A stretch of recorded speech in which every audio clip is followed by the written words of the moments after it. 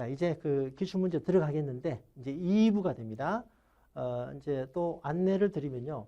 지금 30회 시험에 대한 백문항을 전체를 다루는 거 아닙니다. 중복이 되는 문제가 많기 때문에 이제 신유형 문제, 그 다음에 또 중요한 문제 한 번 더 다뤄야 되겠다. 이런 문제들을 중심으로 진행이 됩니다. 이렇게 이해하시고요. 이제 먼저 그 어떤 마인드로 하면 좋은가? 자, 제가 이제 풀이 있는데 시험에 나오는 거는요, 주기가 있거든요. 주기가 있는데 요즘은 연속으로 나오는 문제도 좀 있습니다. 제가 보기에 매 회차 나오는 문제들이 있거든요. 예를 들어서 1과목에서 금융상품의 ISA, ISA라든가 리스크 관리에서 부도거리, DD 이런 문제들 매번 연속 나왔습니다. 이런 문제들이 한 5%는 되는 것 같아요. 아시겠죠? 그래서 이번에 진행하는 이 문제 중에서 5%에 해당이 될 수 있으니까 한 문제 차이로 떨어지면 안 되지 않습니까? 그런 차원에서 도움이 될 수 있다. 자, 두 번째는 제가 이제 요 문제만 다루는 게 아니라 또 플러스 알파 부연 설명하기 때문에 이 부연 설명 과정에서도 이번 시험에 31회 시험에 또 도움이 될 수 있거든요. 아무튼 백문항 다 다루는 건 아니지만 이런 효과가 있으니까 저와 함께 최선을 다해서 이해를 하시면 되겠습니다. 자, 그러면 이제 세제는 말이죠. 세제는 좀 처음으로 나오는 과목이고, 그죠? 또 이게 범위 대비 문항수가 많은 거거든요. 그래서 7문항을 다 다루겠습니다. 세제는. 자, 먼저 말이죠. 납세 의무가 성립이 되고 확정이 되고 소멸이 되는 이 세 가지 단계, 이 세 가지 플로가 시험에 잘 나온다 말씀드리는데 이번 30회 시험에서는 이 두 단계에서 나왔습니다. 확정과 소멸에서. 그러면 31회 시험에서 이거는 정말 나올 확률이 높거든요. 이렇게 이해할 수 있습니다.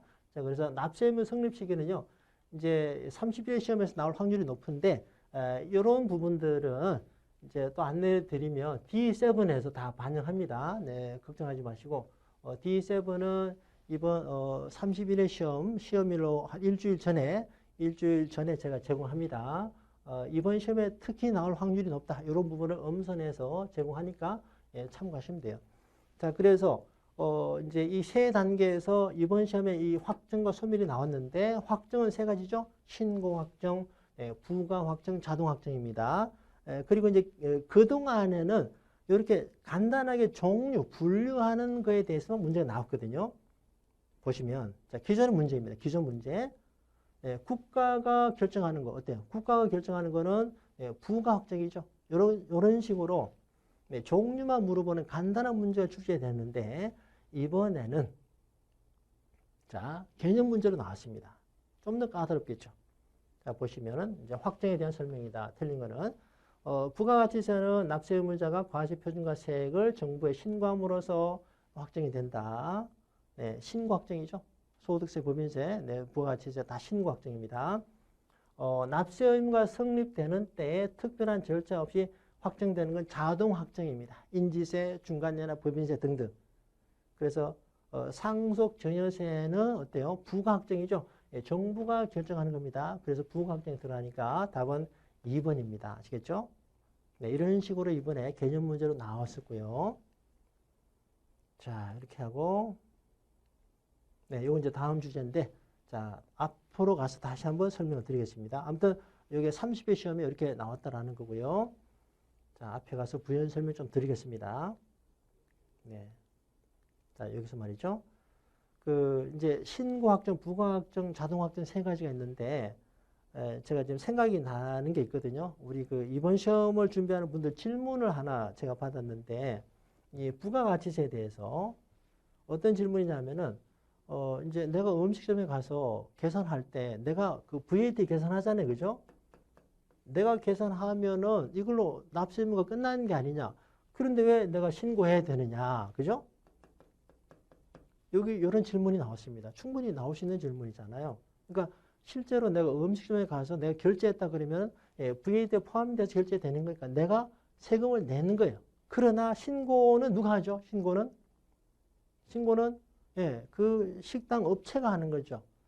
자, 여기서 말입니다. 간접세도 이번 31회 시험에 나올 확률이 높습니다. 자, 이런 것도 다 제가 D7에 반영합니다. 걱정하지 마시고. 자, 간접세는 정의가 뭡니까? 간접세는 납세자와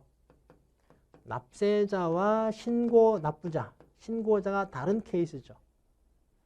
납세자와 신고자가 다른 케이스 이거잖아요. 그죠? 간접세. 예를 들어서 식당에서 내가 결제했다. 내가 고객이 실질적으로 세금을 부담하는 사람은 고객이잖아요. 그죠? 자, 그런데 이러한 간접세는요. 부가가치세나 친권거래세 간접세는 신고 납부 어떻게 하느냐. 식당에서 이렇게 VAT 받은 거를 다 보관하고 있다가 다음에 신고기간에 신고하고 납부하는 겁니다. 신고자는 어때요? 업체가 되죠. 이렇게 납세자와 신고 납부자가 다른 과세 종류, 이거를 간접세라 한다. 간접세 종류가 부가가치세, 증권거래세 등등이 있다. 뭐 유류세, 뭐 주세 이런 게 있겠죠.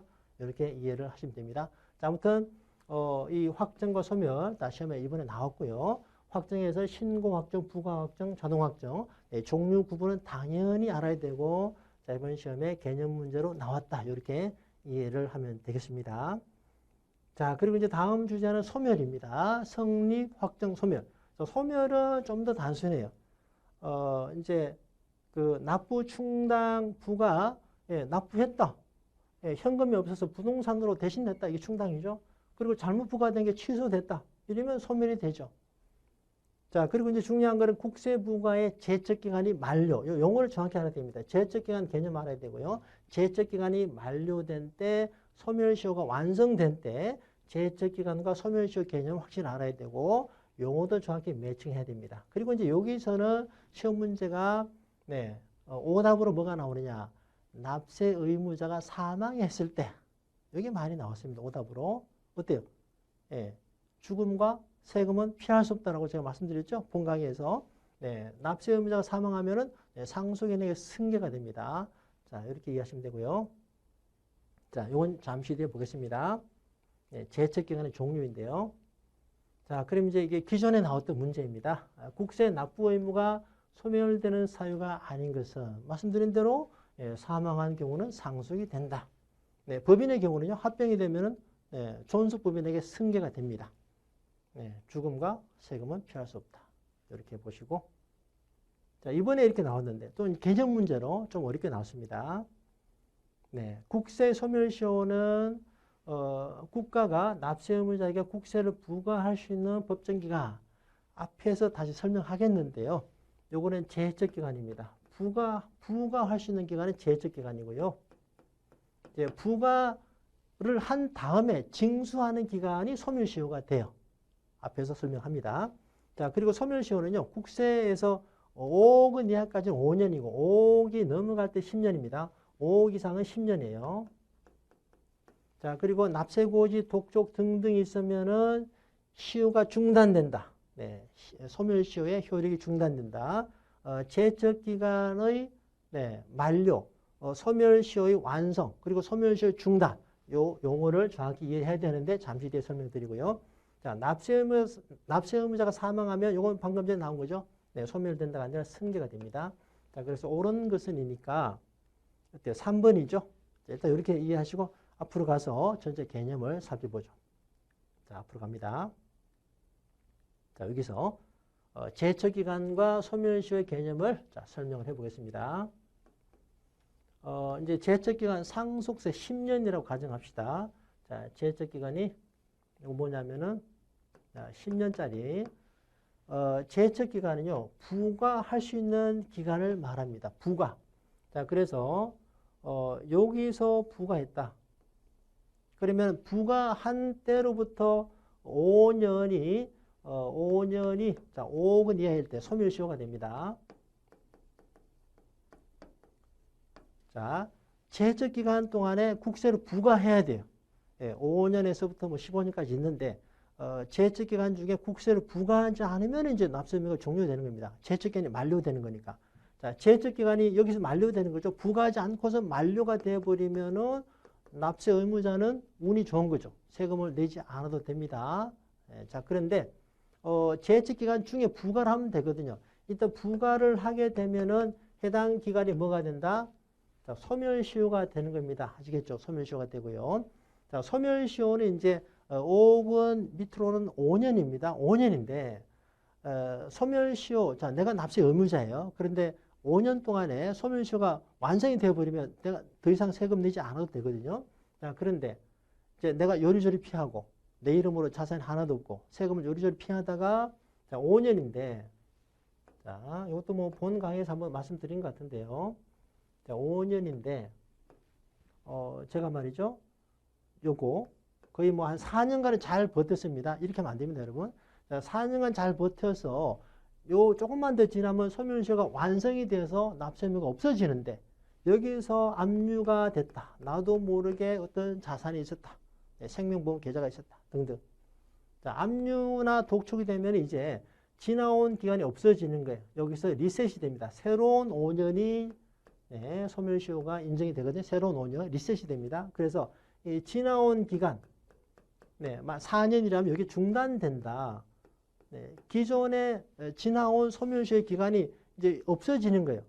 중단이 되고 새롭게 리셋이 된다. 그죠? 이게 중단입니다.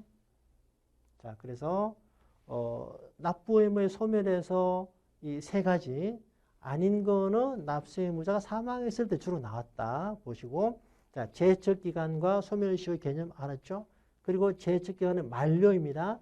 제척 기간이 만료되면은 납세 의무자 세금 내지 않아도 됩니다. 자, 소멸시효는 완성입니다. 소멸시효가 완성되기 전에 압류나 독촉이나 됐다. 그러면은 기존에 지나온 소멸시효가 경과된 그 기간의 효력이 없어진다. 이게 중단이다. 이게 중단이다. 그래서 만료, 소멸시효 완성, 그리고 소멸시효 중단 같이 이해를 하면은 이렇게 공부하면은 이제 앞에서 총평에서 봤던 88%의 효과가 나올 수 있다라는 겁니다. 아시겠죠? 자, 이렇게 정리가 됩니다. 그리고 이제 제척 기간, 요거는 잘 나오지 않았는데 간단히 설명드리면 이렇습니다. 일반 조세는 이제 기본이 5년입니다. 상증세, 상속전세는 10년이고요. 여기서 신고, 법정 기한내로 신고하지 않았다. 저의 경우는 이제 2021년도 전체 소득을 22년도 5월 달에 신고해야 되거든요. 신고하지 않았다. 7년이 됩니다.